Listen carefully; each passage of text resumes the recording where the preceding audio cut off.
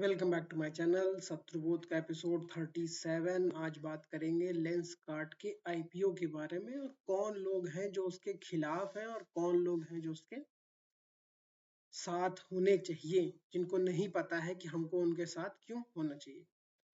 तो पहले तो लेंसकार्ट के बारे में जान लीजिए कि उसके बारे में बहुत सारी मीडिया में खबरें हैं कि उसने अपना जो है वो प्राइस बढ़ा के बताया है। भाई आईपीओ लाने का मतलब ही होता है कि अपनी हम प्राइस बढ़ाएंगे। सिंपल लॉजिक यही है। ठीक है, या तो आप उसमें इन्वेस्ट करोगे या तो आप उसमें इन्वेस्ट नहीं करोगे। अगर आप इन्वेस्ट नहीं कर रहे हो तो आप उसके बारे में बैड माउथिंग क्यों कर रहे हो? हैं? जैसे ओला के बारे में बहुत सारे लोगों ने वीडियोस बना रखी हैं, ओला में आग लग जाती है, ओला में ये लग जाती है। ये इम्पोर्टेंट नहीं है। इम्पोर्टेंट ये है कि भाविश अग्रवाल चाहता है कि भारत में बैटरी बने, इसीलिए उसके लोग खिलाफ हैं। उसने अपनी कंपनी में खुद से वो वेल्डिंग करने वाली जो मशीनें रहती हैं वो लगाने की कोशिश करी है, इलॉन मस्क टाइप, इसलिए लोग उसके खिलाफ हैं। तो इन सब चीजों को ध्यान में रख के सोचना चाहिए। और यूट्यूब की एल्गोरिदम तो उन्हीं लोग को अलाउ करेगी ना जिसको अमेरिकन सरकार फॉलो करना चाहती है। जिस स्टोरी लाइन को अमेरिकन सरकार फॉलो करेगी उसी को यूट्यूब की एल्गोरिदम भी फॉलो करेगी। और बहुत सारे लोग हैं भारत में, जैसे वो राहुल मलोडिया और ये लोग, मान के चलना चाहिए कि अगर इन लोगों को पैसा अच्छा मिल जाएगा तो ये लोग लेंसकार्ट की आईपीओ के खिलाफ हो जाएंगे। ये आदमी करता क्या है? जगह जगह जाके लोगों को बताता है कि बिजनेस कैसे करना है। ठीक है, ऐसे क्लाउन्स जो हैं, ऐसे जो जोकर्स हैं वो भारत में भरे पड़े हैं। ठीक है, ऐसे करिए बिजनेस, अरे वहां चले जाइए वहां चले जाइए। ठीक है, तो बेसिकली ये मेंबरशिप बेच रहा है पैसे के लिए। ठीक है, तो अगर उसको ढेर सारा पैसा मिल जाएगा तो ये लेंसकार्ट की आईपीओ का विरोध करेगा। और वैसे ही हमको सेकंड साइड पे वो भी लोग देखने को मिलते हैं जो लेंसकार्ट की आईपीओ का सपोर्ट कर रहे हैं। उन्होंने भी पैसा लिया होगा, ये मान के चलते हैं। और अगर नहीं सब पैसा लिया होगा तो कम से कम व्यूज के लिए तो उनको जो है वो वही करना था। 2 महीने से वो जो है पीयूष बंसल अपने आईपीओ का प्रचार कर रहा है विभिन्न विभिन्न यूट्यूब प्लेटफॉर्म्स पे। वो भारत की मीडिया के पास नहीं गया है। जो जो उसकी कन्वेंशनल मीडिया है, आपकी आज तक और एनडीटीवी और रिपब्लिक भारत, इनके पास नहीं गया है। वो उसने यूट्यूब का रास्ता चुना है, उसने इंस्टाग्राम का रास्ता चुना है उसने, और बाकी प्लेटफॉर्म्स को चुना है। अब देखिए, दिसंबर में एक लेंस जो है वो अनाउंस करने वाला है। उसका नाम है लेंस बी। ठीक है, अब उसमें क्या है, वो स्मार्ट ग्लासेस देने की कोशिश कर रहा है। अब स्मार्ट ग्लासेस का क्या फायदा है? सबसे बड़ा फायदा है स्मार्ट ग्लासेस का कि आप उस टाइम क्या कर रहे थे ये पता लगाया जा सकता है। जैसे अभी एक दिन पॉडकास्ट में मीशो का जो फाउंडर है उसने कहा कि लोग क्या करते हैं, लोगों ने इसमें जो है अपनी इंडस्ट्री बना ली है, क्रिमिनल गैंग्स ने। तो महंगा जूता मंगवाते हैं और उसमें सस्ता जूता डाल के वापस कर देते हैं, ये बता के 6 दिन बाद 5 दिन बाद कि हमें पसंद नहीं आया। तो ऐसे लोगों ने पूरी पूरी इंडस्ट्री बना ली है। इसीलिए जो है, जो जूते आते हैं उसमें वो खराब जूते निकल आते हैं। अब देखिए, इन चीजों पे अगर आप जो है इस तरह के ग्लासेस लगा दोगे तो चोरी जो है रोकी जा सकती है, क्योंकि वो उसके टच पॉइंट्स को आइडेंटिफाई कर सकता है। और नहीं आइडेंटिफाई कर सकता है तो आने वाले 10 सालों तक उसके पास वो वीडियो डेटा रहेगा कि किस कस्टमर ने कौन सा जूता वापस किया था और वो जूता कहाँ रखा है। अगर वो जूता कल को जो है फ्रॉड निकलता है, फेक निकलता है, तो उस कस्टमर को पकड़ा जा सकता है या उससे सवाल जवाब किया जा सकता है। ठीक है, सर्वेलेंस में आ जाइए। अभी वो पीयूष बंसल का कहना है, वो पता है बहुत दिनों से वो अपने शार्क टैंक वाले एपिसोड में वो पहन के भी आता है, यहाँ पे उसके कैमरा दिखता है छोटे छोटे।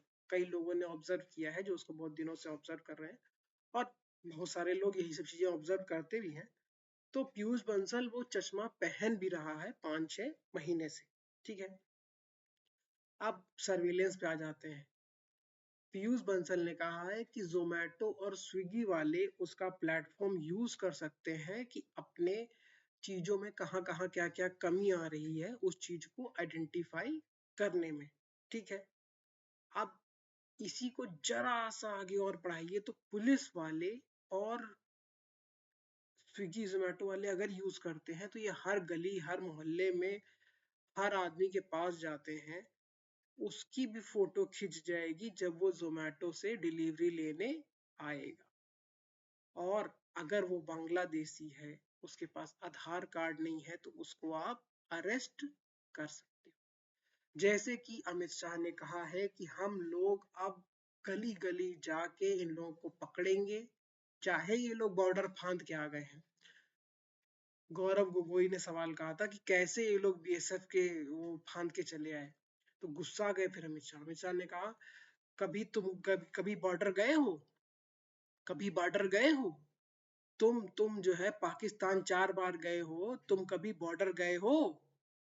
कहीं कहीं नाला है, कहीं पेड़ है, कहीं पहाड़ है।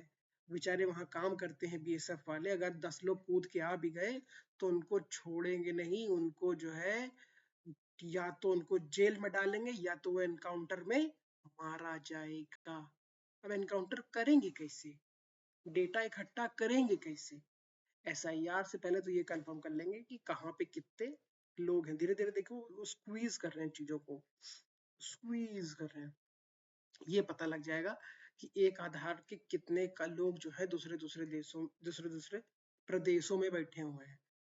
जैसे कुछ लोग क्या करते हैं, जैसे वो लखनऊ में रहते हैं लेकिन वो असम जाते हैं वोट देने, वो पश्चिम बंगाल जाते हैं वोट देने, काम कर रहे हैं बिहार में, काम कर रहे हैं बेंगलोर में, फैमिली रहती है पश्चिम बंगाल में, लेकिन वो लोग वोट देने कहाँ जाते हैं?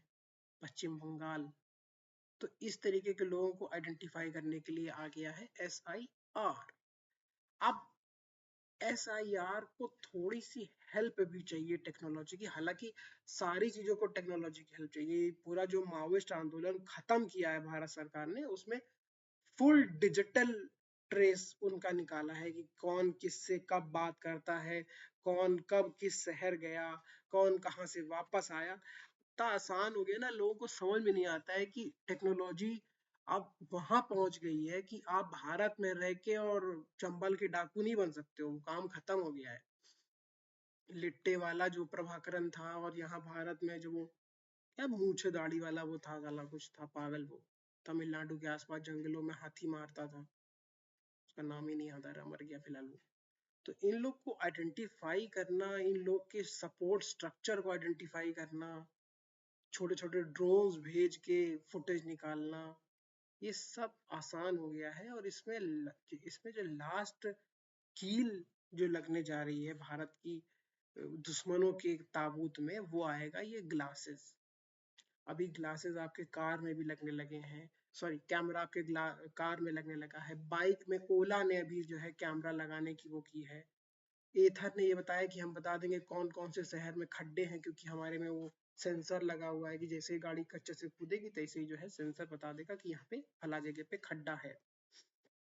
तो टेक्नोलॉजी जैसे जैसे बढ़ती जाएगी, वैसे वैसे भारत जो है सिक्योर होता चला जाएगा।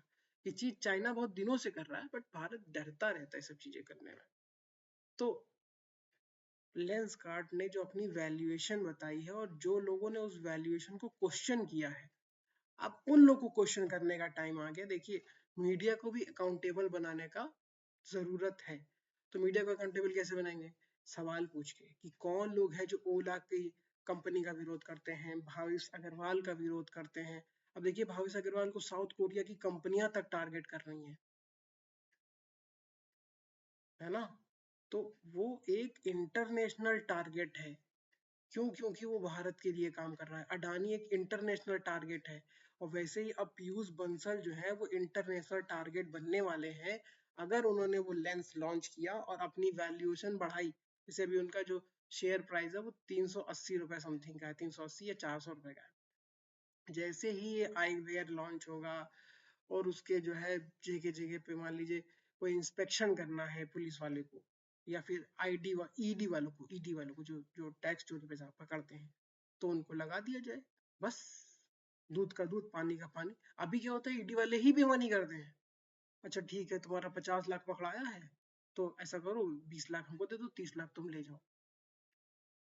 तो करप्शन को रोकने के लिए, लोगों को आइडेंटिफाई करने के लिए, चीजों को आइडेंटिफाई करने के लिए, जगह को आइडेंटिफाई करने के लिए, बांग्लादेशियों को पकड़ने के लिए, जोमेटो वालों को, उनको कहाँ कहाँ दिक्कत आती है पार्सल डिलीवर करने में, उस चीज को भी आइडेंटिफाई करने में लेंस कार्ड का वो आईवीआर जो है वो मदद करेगा और भारत को सुरक्षित करेगा, लेंस कार्ड की वैल्यू बढ़ाएगा और भारत में जो अच्छे लोग हैं वो खुशी हो जाएंगे और जो क्रिमिनल लोग हैं वो दुखी हो जाएंगे।